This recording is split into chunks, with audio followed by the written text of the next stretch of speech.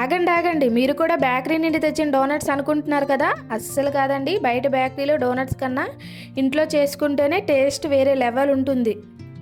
అసలు ఎంత టేస్టీగా ఉంటాయి, అంతకన్నా ఎక్కువ సాఫ్ట్గా ఉంటాయి. బయట ఒకదానికి పెట్టే కాస్ట్ ఇక్కడ ఇన్ని చేయొచ్చండి. మరెందుకు లేటు, ఇక మొదలెడదామా?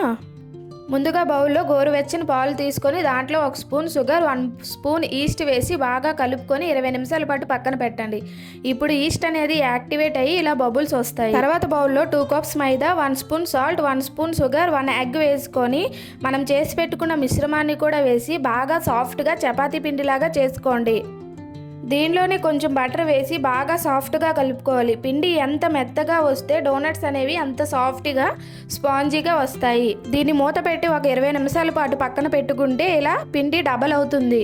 తర్వాత దీన్ని చపాతీ పీట మీద మరీ పల్చగా కాకుండా అలాగని మరీ మందంగా కాకుండా మీడియంగా ఇలా చపాతీలాగా చేసుకోండి. వీటిని గ్లాస్ సహాయంతో ఇలా డోనట్ షేప్లో కట్ చేసుకోండి. వీటిని ఒక ప్లేట్లో పెట్టి 20 నిమిషాల పాటు పక్కన పెడితే మళ్ళీ సైజ్ అనేది డబుల్ అవుతుంది, మంచి షేప్లో కూడా వస్తాయి. తర్వాత ఇలాంటి కప్పుతో మధ్యలో హోల్స్ చేసుకోండి.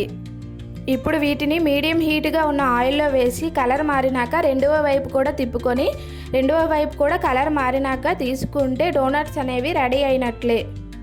Soft inside, crispy outside, perfect bakery style doughnuts అనేవి రెడీ అయ్యాయి.